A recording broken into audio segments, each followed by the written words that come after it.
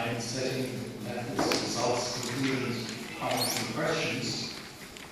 The background of the study is largely in the context of implementation of family medicine in Gauteng since 2005.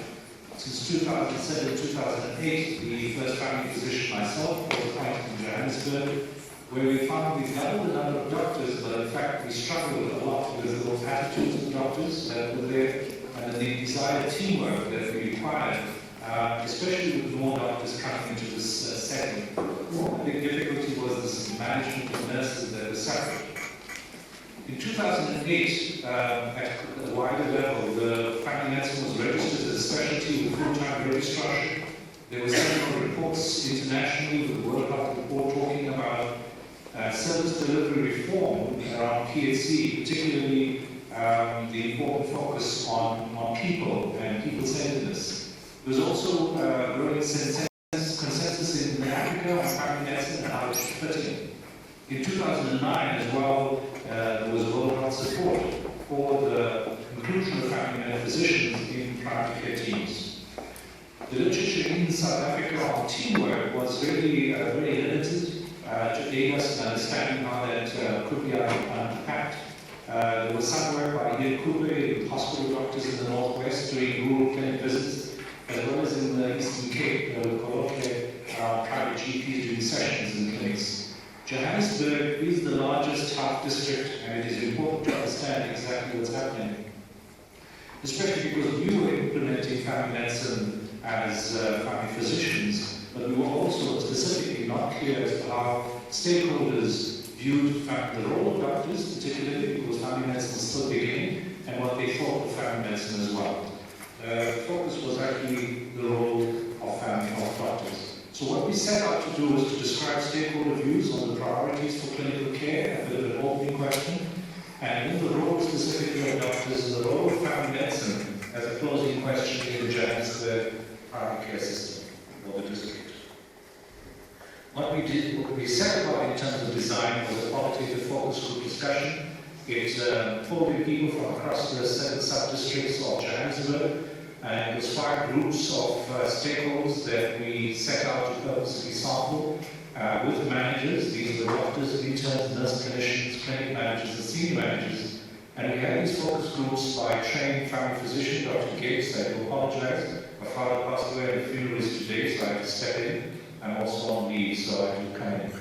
We also did thematic content analysis on the material, on the transcripts, and it was validated with feedback of transcripts and the analysis to stakeholders.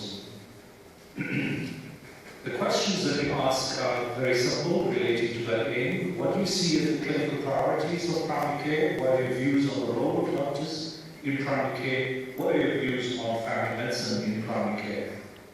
The results we found, basically as an overview, is that this Dr. Gates conducted 9 focus groups with 92 people in those 5 stakeholder groupings from all 7 sub-districts in the period October 2007 to August of 2008.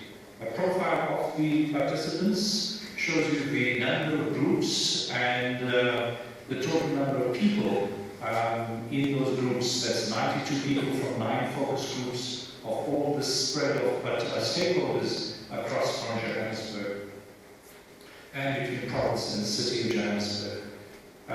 The results were framed in terms of the analysis around 3 questions. What were the clinical priorities, the role of doctors, and family medicine?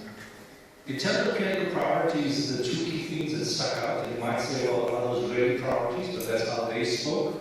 They spoke extensively about the burnout of staff and poor management. In terms of burnout of staff, they had a strong sense of being overwhelmed. We're just pushing numbers, as the clinic manager rated. This influx causes nurses to be burnt out. There's a common theme throughout our discussion. Burnout of staff included also this poor work ethic and poor attitudes. And the senior manager kind of rationalized it as quality care is really not ensured because people are trying to get through numbers. If you don't have adequate staffing, they demoralize people and they can't cope with the demands. They also felt abused when they talked about clinical priorities. How much are we going to be trained to be abused? They also felt very strongly about poor management. They have very harsh criticism from top management to the ground. There are no systems. This is a nurse on the ground. A doctor related to the poor referral systems and to fragmented services, the referral system, it is a nightmare. It really is a nightmare. These are very strong words. Poor management also include the lack of facilities, equipment, okay, very, very lacking. Hot water, laughing at the idea, and ventilation. And sterile soap, we don't even have that. When we got into the discussion around the role of doctors, the two things that emerged was, firstly, the nurse-doctor conflict, and then slowly the nurse-doctor's roles emerged. The nurse-doctor conflict immediately was about numbers. Their role needs to be clarified because this is a PhD setting and we need to push the queues as a nurse related. He pushes the queue, I like it, because that is the whole aim. To see the clients and go, clinic manager. They also thought about, this nurse-doctor conflict was also around managers, around doctors and nurses conflicted around management. Maybe he thinks he's the manager of the clinic, so now there is some confrontation. Clearly a reason for laughter.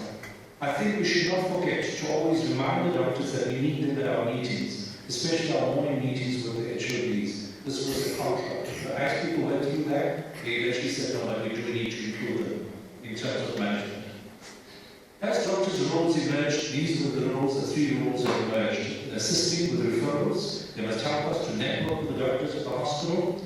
Training, the doctor is seen as an educator by a nurse. Research, community, and administrative. And we're quite amazed at the fact that research was important. Research, I think, is an important role of the doctor as a nurse related.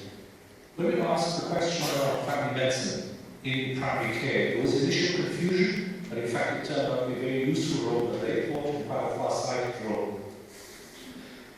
The family medicine in primary care, these were the kind of quotes that relate the initial confusion. And remember, this is in 2007-8. No one knows about family medicine. At primary care level, primary family medicine is actually not a new thing. They have just attached a new name to it. We had it in the past. We used to go out and people had family cards and you would farm the whole family. But that's not my issue. My issue at primary level is that the nurses are the backbones of the primary healthcare service. And I think that helps to see the challenge that exists behind the useful role. As was related by a doctor, it's the most important specialty. It is not just the doctor and the patient, but it is the whole service which does family medicine, very truly, as related by a nurse. The doctor is part of the team. The team can be allocated a certain portion of the, in an ideal world, I am dreaming here, and I hope the person related here actually knows that it's not such a dream. Of the community then becomes the primary care well-being, becomes the responsibility of these people, and you can see this program is now emerging with PhD engineering. So the results in sum are the clinical priorities, burnout of staff and poor management, the role of doctors, strong conflict between nurses and doctors, the doctors' roles they do emerge. And family medicine is confused, but in fact seen eventually as being useful. This was a little bit of a trying to model it, and you can see the nurse standing with the long lines outside, and the manager clearly kind of sums it up. Well, in terms of conclusions, this article has been published, you can read more, but what we said is that the clinical priorities, it doesn't relate to necessarily what you might see as clinical priorities, but it is. It is that people cannot manage the service and they're burning out due to the high service burden. I think that is a clinical priority. And it has high implications for the future considering PhD engineering and the strong idea that nurses will drive the process they're clearly being abused.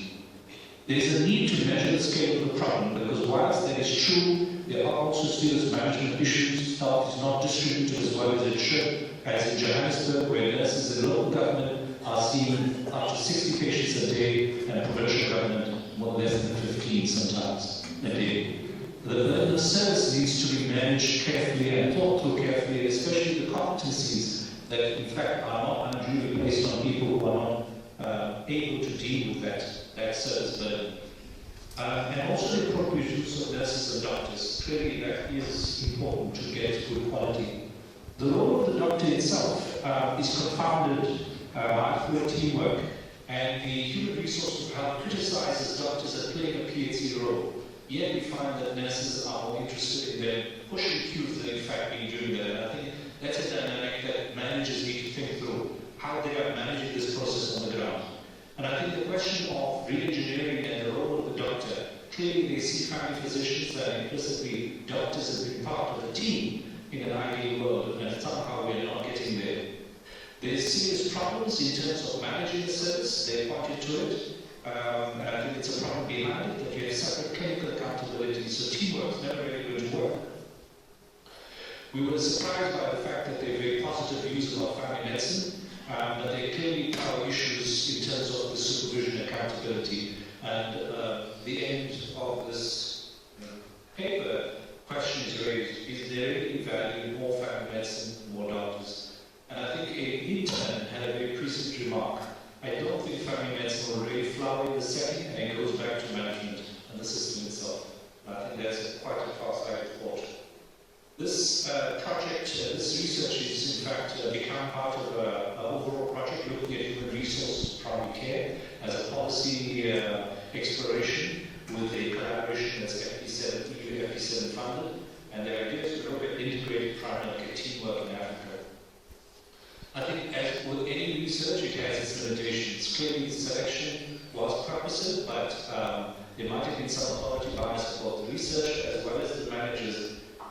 It was also a very long period of study, and there was an overlap with the implementation of family medicine, but it was still early. The strengths are that it does provide very deep insight into the teamwork issues at district level. It has got ethics approval. I think it needs to be acknowledged, the people who participated and helped this process along, a large number of people, thank you very much. There was a report provided to the COJ as well as the Chief Director of Johannesburg Metro in 2012. There have been 100 responses. It has been accepted in April 2013, 2 months ago, for publication. I'm not sure when. Thank you very much. I think those are the researchers. I want to apologize once again for Dr. Gibbs. And if you have any questions, please, you might have an opportunity. I do apologize. I have to leave shortly after this, so if you have questions, it'll have to be now, otherwise.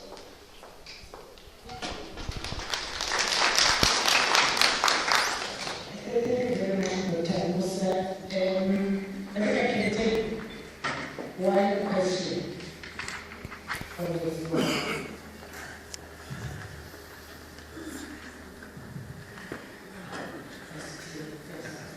It seems the presentation was clear and straight to the point. Thank you very much, Dr. Moosas. Dr. Moosas is going to leave.